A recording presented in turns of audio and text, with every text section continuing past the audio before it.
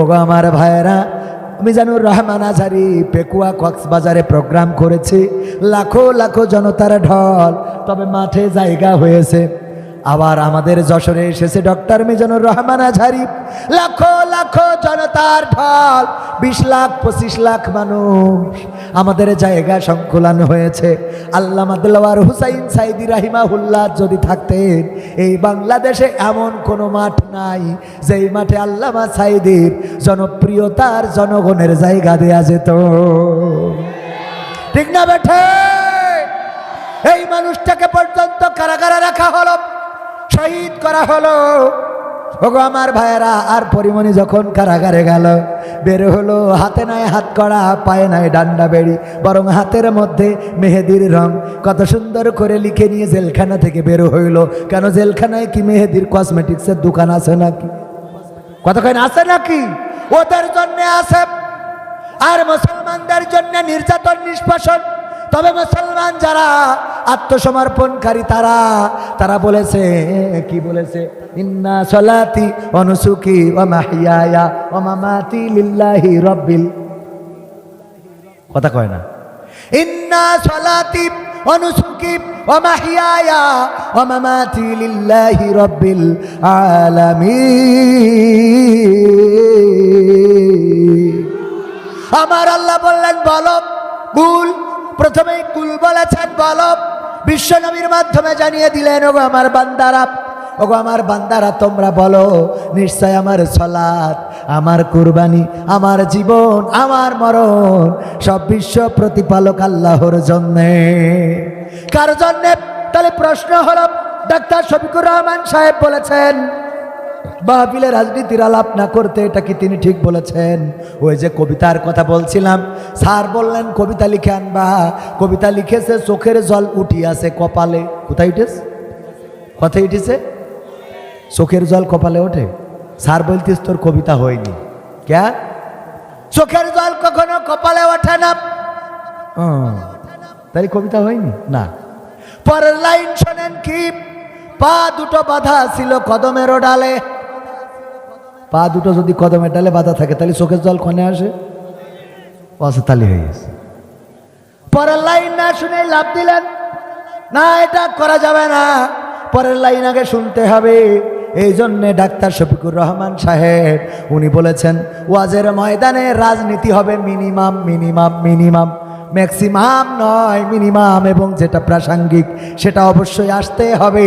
যেমন নমরুদের কথা, ইব্রাহিমের কথা বলতে গেলে নমরুদের কথা আসে না? আসে না? কথা কয় না? আসে না? আসে না? মুসার কথা বলতে গেলে ফেরাউনের কথা আসে না? আসে না?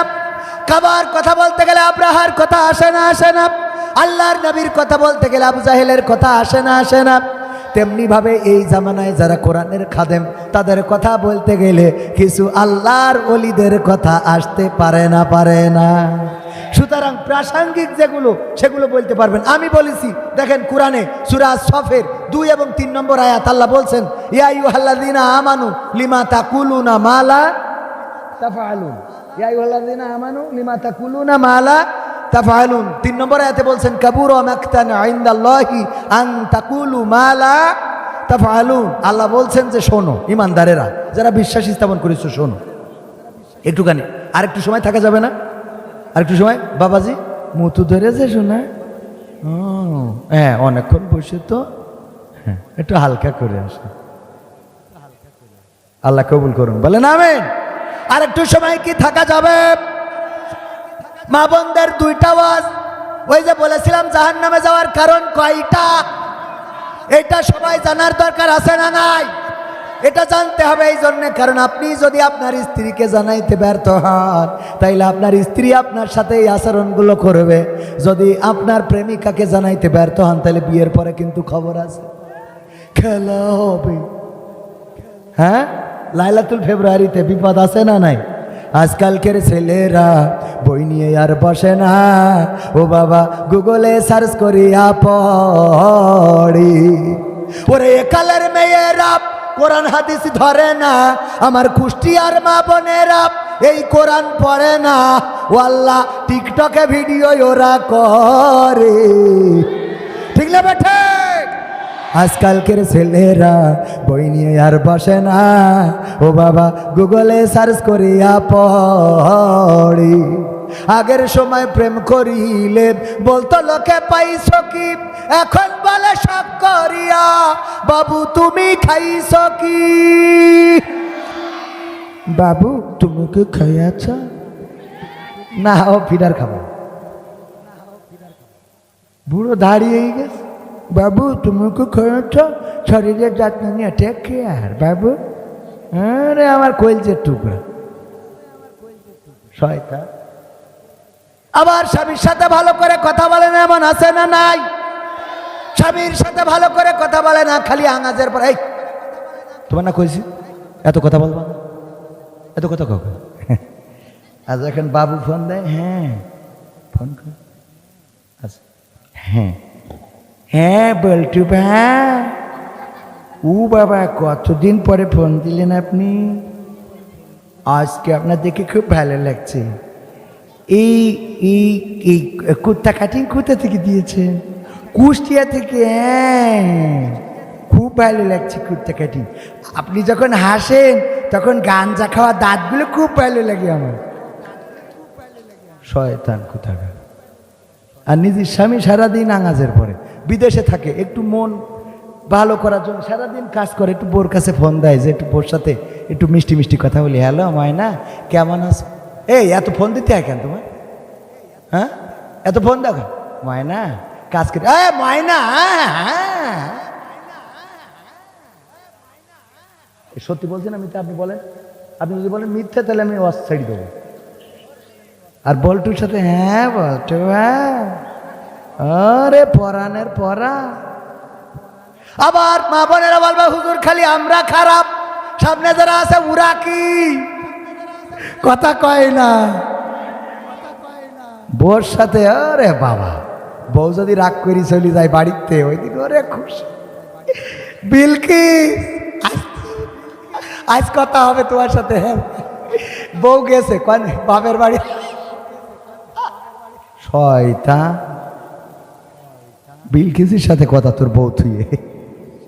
বরং আমি বলি বউ যদি রাগ করে চলে যায় ভালো করে শেখেন, বোঝেন ভাতিজা হলো অসুবিধা নেই, সুন্দর করে ফোন করে বলবেন আমার সোনার ময়না পাখি, কোন বাদোষে বাপের বাড়ি গো, এই শীতি একলা কেমনে থাকি রে আমার কলজের ময়না পাখি। যদি এইভাবে গান ওই বউ আর বাপের বাড়ি থাকবে, ও বোন না গেই ও এ গায়ে, ওরে বউ আমার যেমন তেমন বিলকিস আমার মনের মতো। এই কথা কয় না। আজকালকের ছেলেরা বই নিয়ে আর বসে না, গুগলে সার্চ করিয়া পড়ে। আগের সময় প্রেম করিলে মুরব্বীরা বলতো পাইছ কি, এখন বলে সব করিয়া বাবু তুমি খাইছ কি। লজ্জা শরম নাই আইলাম কোন জামানাই, লজ্জা শরম নাই আইলাম কোন জামানাই, ভবিষ্যৎ দেখি অন্ধকারে। আজকালকের ছেলেরা বই নিয়ে আর বসে না, ও বাবা গুগলে সার্চ করিয়া পড়ে। নতুন করে হয়েছে চালু এখন আবার কোন ট্রেন্ড, পরিচয় করাই দেখি এই আমার গার্লফ্রেন্ড। আছে না নাই? দোস্তের সাথে কুষ্টিয়ায় দেখা, কুষ্টিয়া ভার্সিটি ইসলামিক ভার্সিটির সামনে দেখা। এই দোস্ত এখানে কবে বিয়ে করেছিস? কিছু তো বললি নে। তোর বগলদা ভাই ওইটা তো বউ, ভাবি কেমন আছেন? আসসালাম। এই বিয়ে করেছি তোর কিটা বললো? বিয়ে করলি তোরে বলতাম না, তুই আমার বন্ধু না? বগলদা ভাই রাখিছিস এটা কিটা মানে হাত যেন, আরে চিনতে পারলি নে কিটা? পরিচয় করাই দিলে এই আমার গার্লফ্রেন্ড। নতুন করে হয়েছে চালু এখন আবার কোন ট্রেন্ড, পরিচয় করাই দেখি এই আমার বয়ফ্রেন্ড। নারীরা হঠাৎ মকসেদের সাথে কই নিয়ে বাড়ি, মা বলতেছে কিডা ও বেগানা। আল্লাহ আম্মা আমি 3 বছর ধরে লাইন মারতেছি। হ্যাঁ, ও আগে তো বলবি না কুষ্টিয়াতে কিছু আপেল কিনে এনে খাওয়াতাম। আব্বা ভালো আচ্ছা, যাও ঘরের মধ্যে যাও। এইবার ঘরের মধ্যে গেল, তারপরে কি হইলো না হইলো তো আর আমরা দেখিনি। হঠাৎ পরে কাউন্সিলে আসে, কি ব্যাপার? মাকসেদ বিয়ের প্রলোভনে আমার 7 বছর ধরে ধর্ষণ করিয়েছে। 7 বছর ধরে ধর্ষণ হয়? বলি একবার দুবার হবে, জোর করে। ধর্ষণ মানে তো জোর করে, কথা কয় না। তো 7 বছর ধরে হয় কিভাবে? বরং তুমি এই ছেলেটা নষ্ট করে যাও। ও কত সুন্দর সুদর্শন ছিল, ওর মাজার দিক তাকায় দেখো দিন আছে। হ্যাঁ, ও তেজ মেরে থুই এখন মামলা করো আবার ওর নামে। এরা কত ভালো মানুষ, ফেরেশতা। হ্যাঁ হ্যাঁ, কথা কয় না, শয়তান। আবার কিছু মা আছে, মেয়ের বলে কি, এই গাঁজাখোরের সাথে তো তোর আব্বা দেবে না, তাহলে কি করতে হবে আম্মা? তুই ওর নিয়ে চলি যা, মিরপুরিতে বিয়ে পড়ি, তো যেমনি পারিস যা, তোর ফুপুর বলি রাখবা না, যা, এদিকে আমি ট্যাকেল দোবানে। এইবার পাঠাই দিয়ে যে এইবার ভাতিজা বাড়ি আসে, কি জন্মদা তুই যা, ও আল্লাহ আমার কপালে এই ছিল রে, ও আল্লাহ আল্লাহ। ওর দোষ, সবর দোষ, পাঠাই দিলে। অভিনয়ের ওর অভিনয়ের কাছে শেখ হাসিনা ফেল, ঠিক না বেঠে?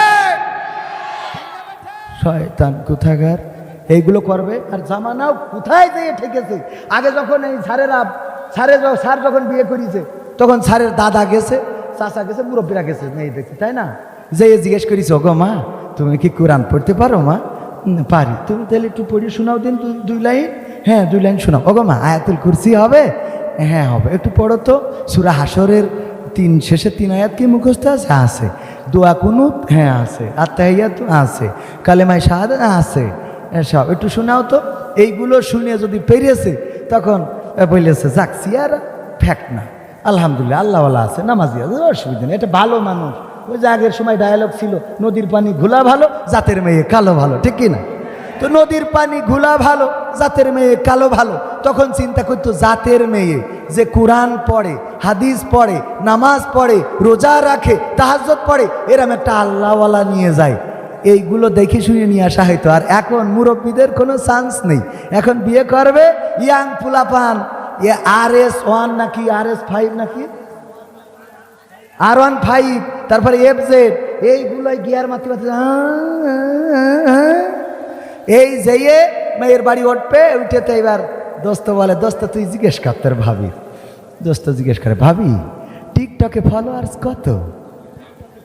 শয়তান, টিকটকে ফেসবুকটা কি মনিটাইজেশন করেছেন? রিলসে ভিউজ কেমন হয়? আর্নিং আসে? কয়বার টাকা তুলেছেন? কোন ব্যাংক অ্যাকাউন্টে অ্যাডসেন্সটা আপনি অ্যাকাউন্ট দিয়ে রেখেছেন? প্রশ্ন রে, কথা কয় না। আপনি কি কাপল ভুলাক করতে পারবেন? হ্যাঁ আমি অনেক করেছি, বিয়ের আগে থেকেই করি। বিয়ের আগের থেকেই কাপল ভুলাক করে। কাপল ভুলাক বোঝেন? বউ ক্যামেরা ধরে, দূর পকেটে খালি ঢুকাই ফেলছে, বউ ধরে ক্যামেরা, আর স্বামী থাকে পিছনে দাঁড়ায়। দেখেছেন না? স্বামী থাকে পিছনে দাঁড়ায়, হাই বন্ধুরা আমি এসেছি, তোমরা কেমন আছো? আমার সাউন্ড কি শোনা যাচ্ছে? হ্যাঁ কমেন্ট করো। হ্যাঁ মাকসেদ ভাই আমার সাউন্ড কি ক্লিয়ার আছে? এই যে পিছনে দেখো আমি আজকে কাকে নিয়ে হাজির হয়েছি, আমার পাগল ও কবির বিন সামাদ ভাই জয়েন করেছে। কবির বিন সামাদ ভাই আপনার জন্য ফ্লাইং কিস করলাম। আর ওই পাগল পিছনে দাঁড়ায় থাকে, ঠিক না বে ঠিক? এইগুলো করে জাহান্নামের দিকে 2 কাঠি আগায় যাচ্ছে। সত্য বলছি না মিথ্যা বলছি? আপনারা মনে করছেন এই ওয়াজগুলো আমাদের জন্য, কিসের জন্য? মুরব্বীরা যদি মনে করেন এই ওয়াজগুলো তো আমাদের জন্য না, আপনার নাতি নাতনি এই কাজগুলো করতেছে। আপনার নাতি নাতনি আপনি দেখেও দেখেন না, শুনেও শোনেন না, মাথায় রেখেন, বলবে এই দাদা ছাড়া জাহান্নামে যাব না। আপনি মনে করছেন আমার কি করার আছে, বয়স হয়ে গেছে, ও যা পারে করুক, আমি কি বলবো বাপু? হ্যাঁ, এত সোজা না, বরং আপনারও দায়িত্ব আছে। এই নাতি, তোমার দাদি এই বয়স হয়ে গেছে, ওর দিকে এখন কুত্তাও তাকাবে না, তাও দেখো বোরকা 3টে পড়িছে একসাথে, ঠিক না বেঠে? আর তুই যে তোর তো তুলে নিয়ে যাবে, তার পাট খেত মানবে না। বোরকা তুই আরো সাইডে পার, বরং পারলি অন্য আরো লোহার বোরকা পরতে হবে, কথা কয় না, ঠিক না বেঠে? আর সেগুলো না করি, ও বু আমার বয়স হয়ে গেছে।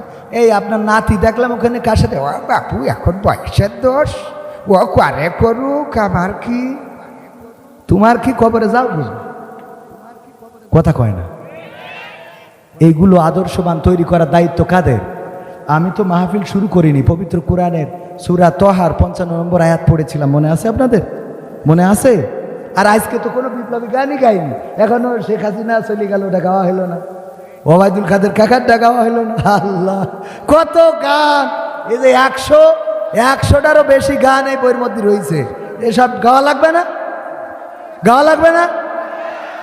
দরকার হলে 2-3 দিন লাগে লিখবে না, নাকি হবে? হবে? থাকবো না কারা কারা হাত উঁচু করে? শুনছে ঘাইছে, থাকবো না কারা কারা হাত উঁচু, সব হাত উঁচু করে থাকবো না। তালিয়ে সহ্য না করে মারা যায়?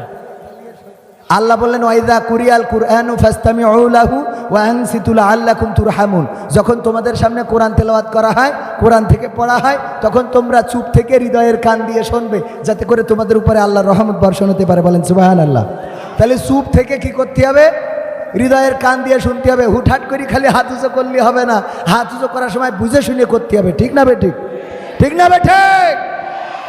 একজন কালেকশন করতেছে, হুজুর আমার ভাই যা বক্তা মানুষ, দ্বিতীয় বক্তার তো কালেকশনের দায়িত্ব থাকে, কিন্তু ভাই সিয়ারা ভালো বলে কালেকশন দিবি, আমার সিয়ারা খারাপ তো বলছে আপনি একটু করে দেবেন লাস্টে। মানে সিয়ারা খারাপ হলে জ্বালার শেষ নেই। রফিকুল্লাহ আফসারির কাছে একজন প্রশ্ন দিয়েছে, হুজুর প্রজেক্টরে কি আপনাদের ওয়াজ শোনা যাবে? তো রফিকুল্লাহ আফসারি নোয়াখালীর ভাষায় ওয়াজ করে, দেখেছেন না? বলছে যে যাবে, যদি আর মতো সিয়ারা খারাপ হয় তাহলে দেখতে পারবে, কিন্তু আজহারির মতো সুন্দর হইলে দেখা যাইতো না, আজহারির মতো সুন্দর হইলে দেখা যাইতো। তো আমার ভাইজান উনি করে নাই। আরেকটা প্রশ্ন আছে, মিজানুর রহমান আজহারি, হুজুর রাসূল সাল্লাল্লাহু আলাইহি সাল্লামকে কাউবয় বলেছেন, এটা কি রাসূল সাল্লাল্লাহু আলাইহি সাল্লামের শানে বেয়াদবি নয়? এত বড় বড় কঠিন জটিল প্রশ্ন উত্তর দেয়া কঠিন না? কথা 2 ঘন্টা বললে, 2 ঘন্টা যদি কেউ কথা বলে, এই কথার মধ্যে স্লিপ অফ টাং, 2-1টা কথা এলোমেলো হয়ে যেতে পারে না? পারে না? পারে না? পারে না? কথা বলতে যেয়ে ঠাস করে হঠাৎ মুখ তো বের হয়ে গেল, গুলি, সেটার জন্য তো বন্দুকটাকে তাক করে তারপরে ফায়ার করতে হয়, কিন্তু মুখ এমন একটা বন্দুক যে বললেন ঠাস করে বের হয়ে গেল। আমি ওনার একটা কষ্ট দিয়ে কথা বলে ফেলতে পারি, হঠাৎ বলেই ফেলেছি, বের হয়ে গেছে, এটার আটকানোর সুযোগ কাউবয় বিশ্বনবী সাল্লাল্লাহু আলাইহি সাল্লামকে রাখাল বলতে, যে রাখাল মানে আল্লাহ রাসূল সাল্লাল্লাহু আলাইহি সাল্লাম, আল্লাহ রাব্বুল আলামিন যত নবী পৃথিবীতে পাঠিয়েছেন সব নবীকে দিয়েই প্রায় ছাগল চড়িয়েছেন, উট চড়িয়েছেন, দুম্বা চড়িয়েছেন। যে আগে এইগুলোর সাথে তারেক মনোয়ারের একটা ওয়াজে শুনেছিলাম, বলেছে যে আগে ছাগল মানুষ করতে পারো কিনা দেখ, কারণ এই ছাগলের কাজ হইলো যা কয় তার উল্টো করে, যা কয় তার উল্টো করে। তো এই জন্য ছাগল দিয়ে আগে রাসূল সাল্লাল্লাহু আলাইহি সাল্লাম বা অন্য নবীদেরকে আগে দায়িত্ব দেওয়া হয়েছে যে আগে ছাগল চড়াও। ছাগল যদি পিটায়ে মানুষ করতে পারো, মোটামুটি কন্ট্রোল করতে পারো, তাহলে উম্মাদদেরকেও কন্ট্রোল করতে পারবা, কারণ ছাগল টাইমলে পা বাঁধাই দিয়ে বসে থাকে, যত টানে সামনে টানে আরো তত হ্যাঁ যাবেই না, যাবেই না। ফজার কাছে জিজ্ঞেস করছে, এক বেড়ার মধ্যে 5টা ছাগল ছিল, 2টা বেরোয় গেছে, তাহলে আর কটা থাকে? তো বলছে একটাও থাকে না। বলছে 2টো বেরোয় গেলে একটা থাকে না, মানে বলছে ছাগলের ধর্ম জানেন আপনি? ও 2টো বেরোয় গেলে আর 3টে ওখানে থাকে, ও 5 কখন চলে গেল? 2টো যখন বেরোয় গেছে, ও 3টাও নেই, ও পিছন দিয়ে চলে গেল ওকে সাথে। এই হইল ছাগলের ধর্ম। যাই হোক, বিশ্বনবীর শানে এমন কথা বলা উচিত নয় যেটা ধৃষ্টতাপূর্ণ। রয়িনা বলে কাফেরেরা, তখন মদিনার কাফেরেরা, ইহুদিরা রয়িনা বলে মনোযোগ আকর্ষণ করত, যে এইদিকে তাকাও। আবার এটার একটা খারাপ অর্থ ছিল। তো এই শব্দটা মদিনায় যেয়ে মক্কাবাসীরা মুহাজিররা নিয়ে ফেললো। আল্লাহ রাব্বুল আলামিন কোরআনের আয়াত নাজিল করে দিয়ে বলে দিলেন, তোমরা রহিনা বলো না, বরং তোমরা উনজুর না বলো। সুবহানাল্লাহ বলবেন না? আল্লাহ রাব্বুল আলামিন রাসূল সাল্লাল্লাহু আলাইহি সাল্লামের শানে বেয়াদবিপূর্ণ ভাষা শুধু নয়, উচ্চ স্বরে কথা বলার জন্য কোরআনের আয়াত নাজিল করে দিয়েছে। ওগো রাসূলের সাহাবীরা, তোমাদের কথার আওয়াজ জানো আমার নবীর কথার চেয়ে বড় না হয়ে যায়। সতর্ক করেছেন কে? সুতরাং সেই রাসূল সাল্লাল্লাহু আলাইহি সাল্লামের শানে যদি কথা বলতে হয় একটু মাথায় রাখতে হবে, কথাগুলো যেন সুন্দর পরিমার্জিত হয়। ডক্টর মিজানুর রহমান আজহারি ভাই উনি কথা অনেক বলেন, ভালো বলেন, সুন্দর বলেন এবং মানুষকে বোঝানোর জন্য যুগের সাথে তাল মিলিয়ে কথাগুলো বলেন। এর মধ্যে বলতে যেয়ে যদি দুই একটা স্লিপ অফ টাং হয়, ওইটাকে প্রমোট করা আমাদের দায়িত্ব নয়। ঠিক না বেঠে? ওইটাকে প্রমোট না করে যেই কথাগুলো ভালো আছে সেইগুলো প্রমোট করেন, তবেই বুঝবো আপনি ভালো মানুষ। তা না হইলে বুঝে নিতে হবে আপনার উদ্দেশ্য খারাপ। কেমন খারাপ? বন্ধু বান্ধব একসাথে যেখানেই যে বন্ধুর বাড়ি দাওয়াত খাইতে যায়, এদের মধ্যে একজন, সম্মানিত ভাইয়েরা, আমার কথার সাথে কি একমত আছেন? ডাক্তার শফিকুর রহমান সাহেব বলেছেন মাহফিলে রাজনীতির আলাপ না করতে। এটা কি তিনি ঠিক বলেছেন? অবশ্যই ঠিক বলেছেন। অবশ্যই এক লাইন শুনেই লাভ দিলে হবে না, পরের লাইন শোনার দরকার আছে না নাই? বলল যে কবিতা লিখে আনবা। ফজা আপনাদের এলাকায় বাড়ি ছিল না? ফজার নাম শুনেছেন? ওগল বগল মিতুল নাম শুনেছেন আপনারা? এই ওগল বগল মিতুল এর মধ্যে ওই যে ফজার অভিনয় যে করতে মারা গেছে, আল্লাহ তার কবরকে মাফ করে দিন। বলেন আমিন। মাফ করা আল্লাহ রাব্বুল আলামিন চাইলে গুনাহগারকে মাফ করে দিতে পারে না? পারে না? আমি মালয়েশিয়াতে আমি বললাম আল্লাহ যদি চায় আল্লাহ শেখ হাসিনারও ক্ষমা করে দিতে পারে। তো মালয়েশিয়ায় আমাদের মসজিদের বাবা আছে, ঠিক খুব যাক আলহামদুলিল্লাহ, তাও তো আছে একজন। হ্যাঁ, কথা কয় না। বলছে যে রাজা মশাই, উনি বলতেছে আমার মন্ত্রী পরিষদের বোর কথা যারা শোনো তারা ডাইন পাশে যাও, বোর কথা যারা শোনো না, মানে বোর কথা মতো যারা চলো না তারা বাম পাশে যাও। আমি একটু দেখতে চাই যে এই রাজপ্রাসাদে কয়জন আছে অন্তত যার বাড়িতে স্বামীর শাসন চলে, বোর শাসন চলে না। তো সবাই চিন্তা করলো আমিও বোর কথা শুনি, আমিও বোর কথা শুনি, আমিও বোর কথা শুনি, সব এক পাশে চলে গেছে, ওয়ানলি ওয়ান পিস এক পাশে। রাজামশাই বলছে যাক, তাও তো অন্তত একজন পাওয়া গেল যে আমার রাজ্যে বোর কথা মতো চলে না, আসলেই বীর পুরুষ। আচ্ছা রাজা, আসলে আমি ওইটা না।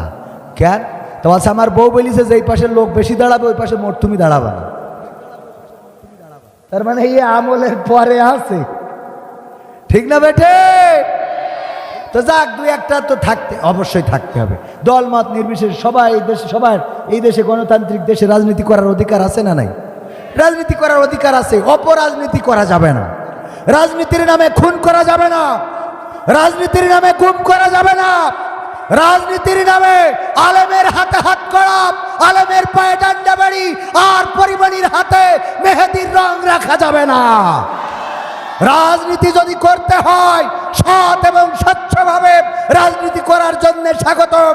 আর রাজনীতি যদি হয় এমন যে আলেমরা ধরে পড়ে তাদের রিমান্ড, কিছু হইলেই এই জায়গায় যদি কোনোভাবে একটা বাজিও ফোটে, অতিথি যদি এখানে থাকতো, ওই তো বাজি ফুটিয়েছে, ওরা কারা? জামাত শিবিরের লোক, ঠিক না বেঠে? কিছু হওয়ার আগেই মুখস্থ, একেবারে মুখস্থ ডায়ালগ। মাঝখানে দেখলাম এখনকার সময় এসেও অনেক প্রশাসন এখনো ওরা মুখস্থ ডায়ালগ ছাড়ে। তার প্রমাণ হলো আপনার দুপচাচিয়া, বগুড়া সম্ভবত, দুপচাচিয়ায় একটা বাচ্চা ছেলে মাদ্রাসায় পড়ে, তার মাকে মেরে ফ্রিজের মধ্যে ঢুকিয়ে রেখেছে। র্যাব বিবৃতি দিল যে সন্তান প্রেম করতে যেয়ে টাকা চেয়েছে, গাঞ্জা খায়, টাকা দেয় নাই, তাই মাদ্রাসার থেকে এসে তার মুখ চেপে ধরে হত্যা করে তে ফ্রিজের মধ্যে রেখে বাড়ি কিছু কুপাকুপি করে বোঝাতে চেয়েছে যে আমাদের বাড়ি ছিনতাই হয়েছে। বোঝালো না? এই খবর চোখে পড়েছে কিনা? আমরা খুব দুচ্ছাই করলাম, আহারে এই সন্তান কুলাঙ্গার, আল্লাহ যেন তার জাহান্নাম কবরের মধ্যে না যায়, দুনিয়ার পরেও যেন এই কিছু ফেলায়। যত রকম দোয়া আছে সব, মানে বদ দোয়া সব করলাম। ও মা, দুদিন পরে দেখি পুলিশ বিবৃতি দিচ্ছে আসলে সে দায়ী না। করেছে কারা? বাসার ভাড়াটিয়া।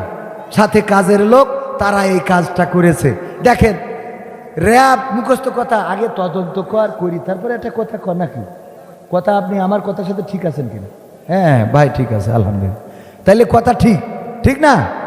আগে তদন্ত করি তারপরে বললেই যায়, মানে হয়ে গেছে। ওই যে গতকালকে বলছিলাম, পুলিশ, 3 দেশের পুলিশ, রাশিয়ার পুলিশ, আমেরিকার পুলিশ, বাংলাদেশের পুলিশ, 3 দেশের পুলিশের প্রতিযোগিতা হচ্ছে কোন দেশের পুলিশ বেশি দক্ষ। একটা এরিয়া করে দিয়েছে, এই যে 300 বিঘে জমি, এর মধ্যে এই যে গাছ বাগান বন, এর মধ্যে যাও দেখো কোনো হরিণ আছে কিনা। যারা এসে কারেক্ট তথ্য অল্প সময়ের মধ্যে দিতে পারবে তারা ফার্স্ট।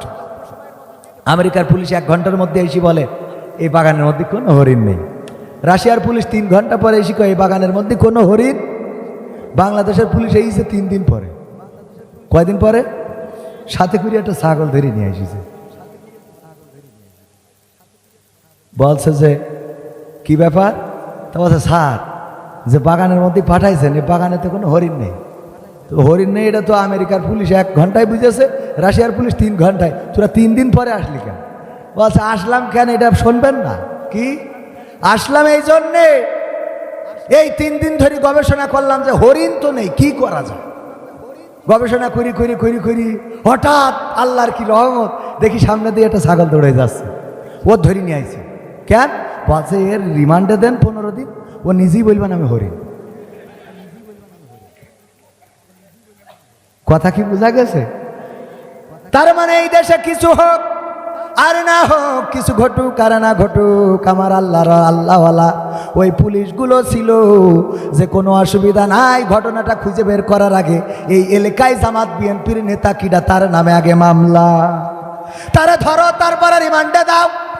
এমন রিমান্ড আমার মামুনুল হক সুজা মানুষ, তারা কুজা করে দিল। সুস্থ সুঠাম দেহের অধিকারী, তার লাঠি ছাড়া সে হাঁটতে পারে না। আমার আমির হামজাকে এমন নির্যাতন করেছে যে এখন মাহফিলে গেলে মাইক্রোফোন ছিঁড়ে ফেলে। কথা কয় না? এটা করে দিয়েছে, অতিষ্ঠ করে দিয়েছে, মানে জীবনের প্রতি, জীবনে মানে এটাতে বলে অনজ্বালা, কয় না যে অনজ্বালা ধরে গেছে। আপনারা কি বলেন? হ্যাঁ, স্লো পয়জন, মানে আস্তে আস্তে করে ওরা একটা মানে 3 বছর এমনভাবে রেখেছে যে অল্প কিছুতে মিজাজ খারাপ হয়ে যায়। এরকম আছে না অনেকে, অল্প কিছুতে মিজাজ। হ্যাঁ, দেখবেন যে কিছু লোক আছে ওদের মানে বলছে যে আমি তো এই বোর দাওয়াতে যাচ্ছে, তা বোর বলছে রান্নাটা করি, রিক্সায় রান্না করে রাখবো কেন, তুমি যাচ্ছ দাওয়াত খাতি, রান্না করে রাখবো কেন? বলছে আমার যে মিজাজ ও শেষ পর্যন্ত থাকা হবে। আমার যে মিজাজ ওখান থেকে ওই যে মানে যখন দেখবে প্লেট নিতে দেরি করছে, হাত ধোয়া পানি এখনো আসে না, ও থাল ফেলাই দিয়ে আমি হাঁটা করবো। এরকম আছে না কিছু, মানে মিজাজ খারাপ হয়ে যায়। এই মিজাজ খারাপ হয়ে যাচ্ছে আমার মুফতি আমির হামজা ভাইয়ের। তো এই যে অবস্থা তাকে করেছে, শুধু তাই নাই, এই বাংলাদেশের সবচেয়ে বিখ্যাত শুধু নয়, আন্তর্জাতিক বিশ্বে যাদের গ্রহণযোগ্যতা ছিল আলেম হিসাবে, যাদেরকে দাওয়াত করে ওই কাবা ঘরের সম্মান দেয়া, কাবা ঘরে সম্মান দেয়া হয়েছে। কাবার দরজা খুলে ভিতরে ঢোকার মতো বাংলাদেশে একজন মানুষ ঢুকেছিলেন, তার নাম হলো হযরত মাওলানা আল্লামা দিলওয়ার হুসাইন সাইদি রাহিমাহুল্লাহ। বলেন ঠিক কিনা? এই মানুষটাকে 13টা বছর কারাগারে রাখলো, 13টা বছর নির্যাতন করলো। এমন নির্যাতন, এমন নিষ্পেষণ, শোয়ার জন্য বালিশটা পর্যন্ত দেয় নাই। যেই মানুষটা 50টা বছর কোরআনের বাণী প্রচার করে বেড়ায়েছে, যেই মানুষটা কোরআনের কথাগুলো বাংলার জমিন শুধু নয়, বাংলা ভাষাভাষী মানুষ শুধু নয়, এমনকি অন্যান্য ভাষায়ও উনি ওয়াজ করেছেন, আলোচনা করেছেন। এখনো অনলাইন ঘাটলে আছে না নাই? এখনো অনলাইনে পাওয়া যায়। ওগো আমার ভাইয়েরা, এই মানুষটাকে 13টা বছর কারারুদ্ধ করে ক্ষান্ত হয় নাই। 13টা বছর পরে এই সোনার মানুষটারে আবার নিয়ে গেল হাসপাতালে, যার হাতে অসংখ্য বেধর্মী অন্য ধর্মাবলম্বীরা এসে কোরআনের আলোয় আলোকিত হয়েছেন, কালেমা পড়ে মুসলমান হয়েছেন। এই মানুষটাকে কারারুদ্ধ করে রাখলো 13টা বছর, এখানেই ক্ষান্ত হলো না, বরং সেই মানুষটাকে আবার কি করলো, হাসপাতালে নিয়ে ইঞ্জেকশন পুশ করে শহীদ করে দেয়া হলো। বলেন ঠিক কিনা? এই মানুষটাকে শহীদ করা হলো, অথচ এই মানুষের আকাঙ্ক্ষা ছিল আবার বাংলার জমিনে ফিরবে, আবার কোরআনের কথাগুলো বলবে, আবার ওয়াজ করবে।